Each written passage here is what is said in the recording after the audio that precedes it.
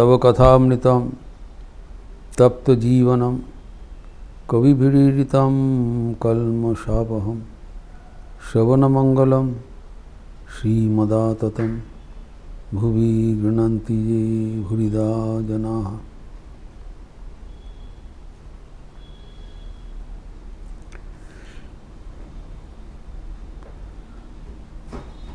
माया का राज्य पार करके ईश्वर दर्शन के बारे में बात हुआ था।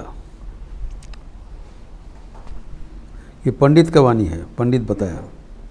उसके बाद हम लोग शंकराचार्य का जो मतवाद विवेक चूड़ामणि ग्रंथ से उद्धृत करके उसको पुष्टिकरण किया है कि माया का राज्य अतिक्रम करने पर नेति नेति करते हुए इस दृश्यमान जगत को ये नहीं है, ये नहीं है करते करते अल्टीमेटली जहाँ हमारा विचार स्तब्ध हो जाता है वहाँ पर ईश्वर साक्षात्कार होता है। अनेक प्रकार से हम लोग ये प्रसंग चर्चा किए हैं, लेकिन यहाँ पर भगवान श्री रामकृष्ण का जो मास्टर स्ट्रोक है, जो अनूठा व्याख्यान है, कि अब तक जाना जाता था कि माया को अतिक्रम करके ईश्वर साक्षात्कार करो, निर्विकल्प समाधि लाभ करो, बस। ठाकुर इसके आगे का भी जो अनुभूति, उसके आगे क्या किया जाएगा उसका भी बारे में हमें संधान दे रहे हैं। That's not the ultimate goal. ईश्वर माया को अतिक्रम करके नेगेटिव माया हम ईश्वर को प्राप्त करना पड़ेगा। लेकिन उसके बाद ठाकुर और भी एक उच्चतर अवस्था का वर्णन कर रहे हैं। ठाकुर कहते हैं कि नेति नेति करके ईश्वर के साथ अनुभूति होने के बाद पुनः वो देखते हैं कि वे ही ये जीव जगत हुआ है। अर्थात जिसको नेगेट करके गया था, वापसी आने के बाद उसके भीतर फिर ईश्वर को प्रत्यक्ष कर रहे हैं। So he is completing the round.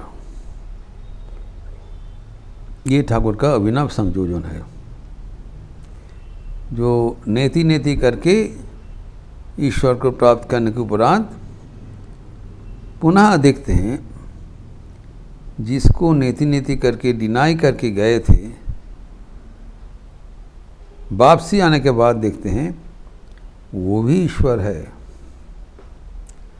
This is the total holistic attitude of the Vedanta,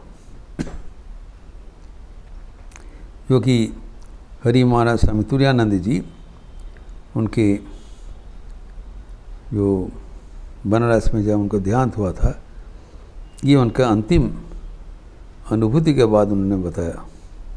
it is death bed,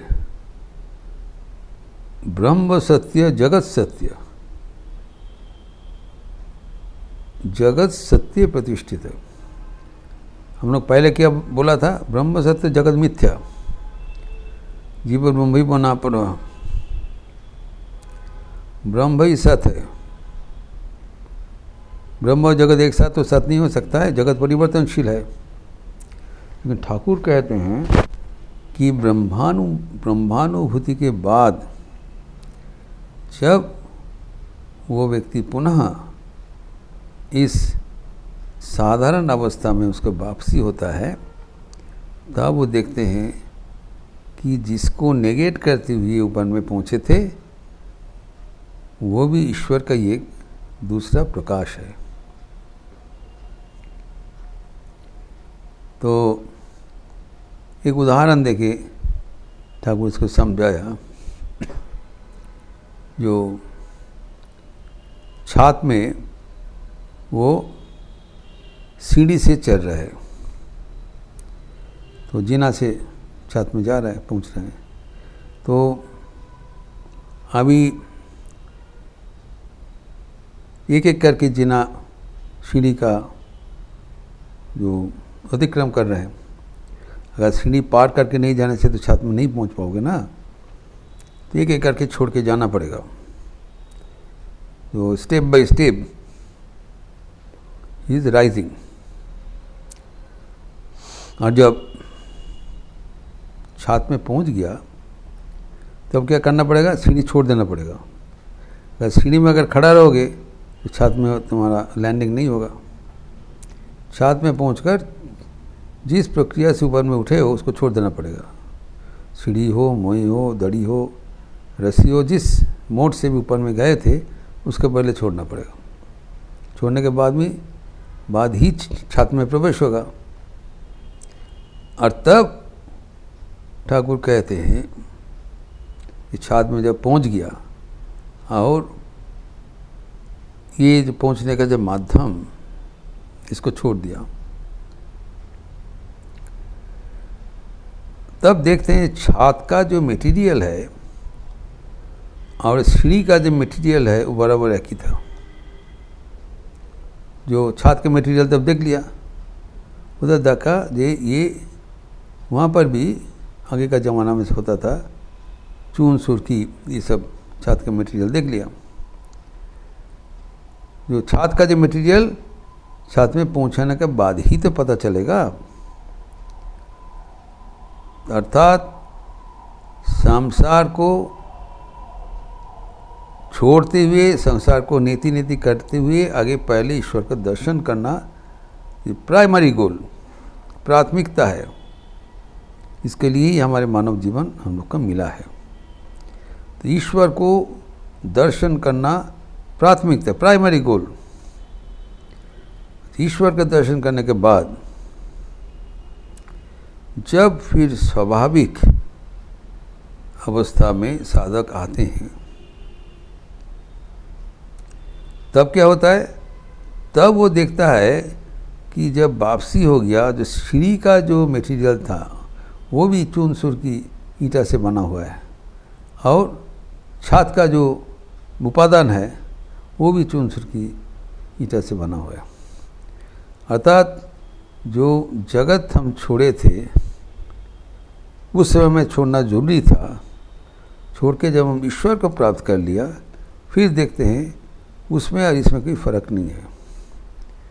लेकिन जब तक हम ईश्वर को प्राप्त नहीं करेंगे, इस जगत को छोड़ते हुए जब प्राप्त नहीं करेंगे, तब ईश्वर का साक्षात्कार नहीं होगा। और ईश्वर का साक्षात्कार नहीं होने से हजार विचार करो, वो अनुभूति नहीं होगा। This is necessary, this culmination of the events, इसको शॉर्टकट नहीं हो सकता है। अर्थात मन को ईश्वर केंद्रित करते हुए पहले ईश्वर को प्राप्त करना हमारे प्राथमिकता है। और वो करने के लिए हमें दृश्यमान जगत को छोड़ना पड़ेगा।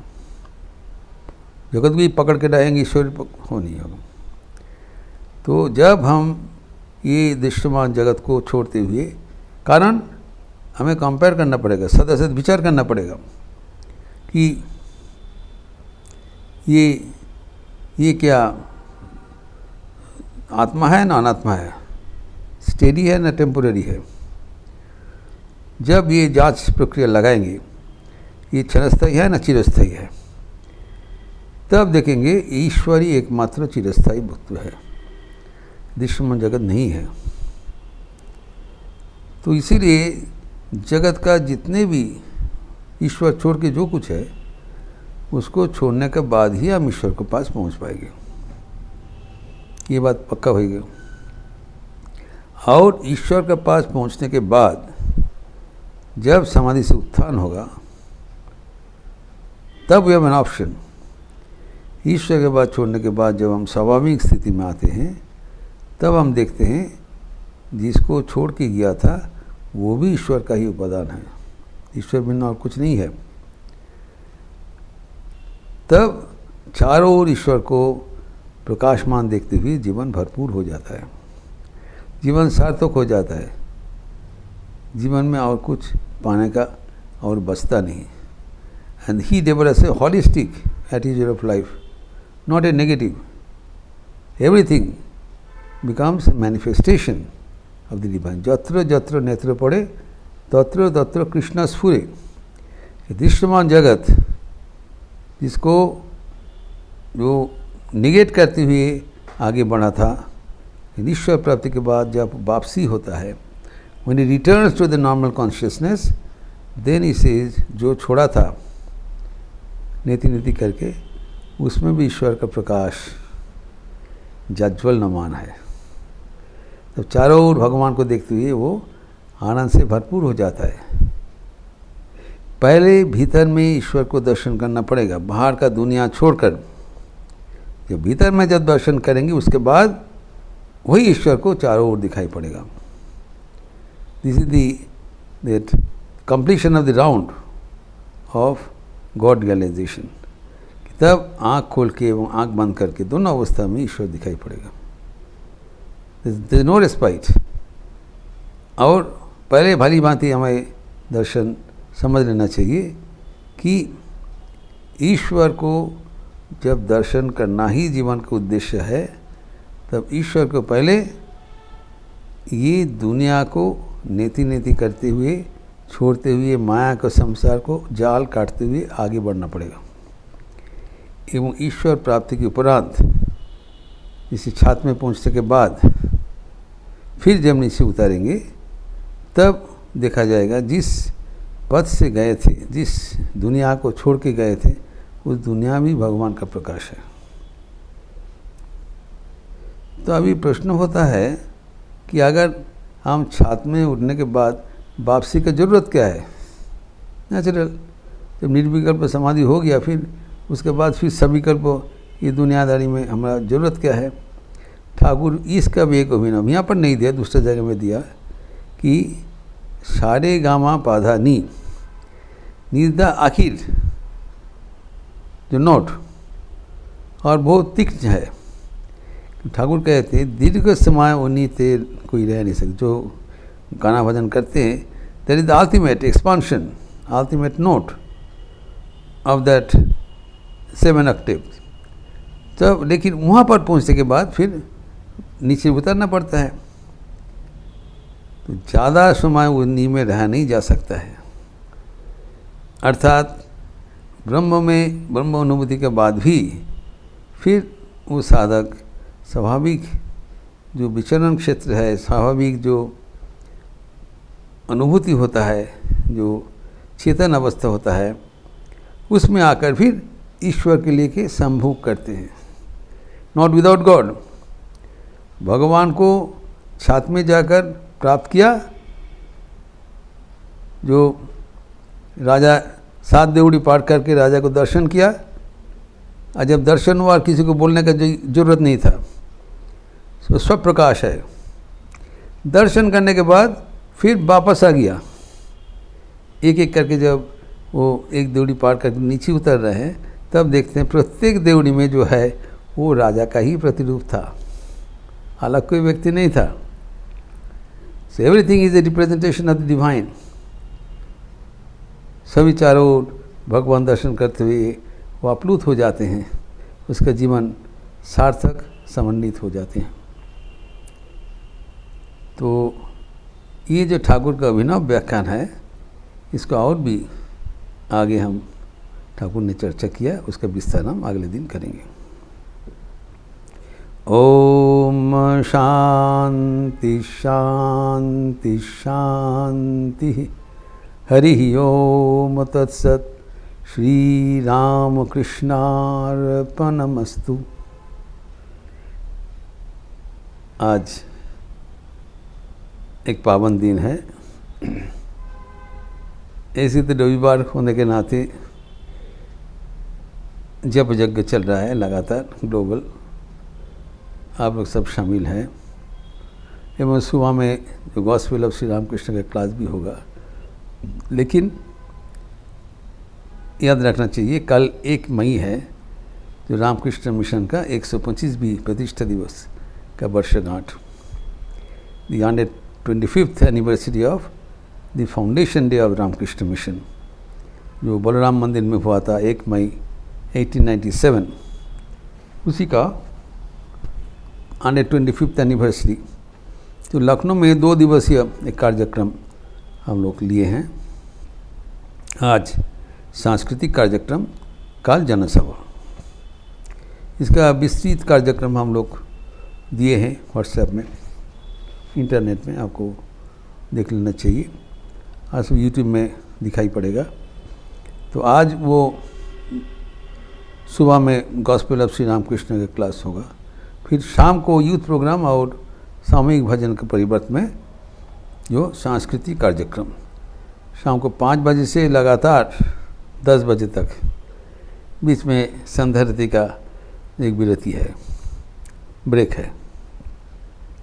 तो पहले 5 से वो 6:30 बजे तक जो सांस्कृतिक कार्यक्रम का उद्बोधन, जो नवीन कलाकार जो भजन करते हैं उसका प्रदर्शन होगा, फिर संध्या आरती होगा, एवं संध्या आरती के उपरांत पुनः जो एक सितार वादन है, चंडीगढ़ से आ रहे हैं, और उसके बाद पार्थ प्रतिम दास से जो सांस्कृतिक गायन, that vocal music will be presented. तो आप लोग सब स्वागत है, बहुत अच्छा कार्यक्रम है। और कल भी इसका जो कार्यक्रम होगा 1 मई का, वो भी आगे दिया जाएगा। अच्छे रहिए, स्वस्थ रहिए, आनंद में रहिए। नमस्कार।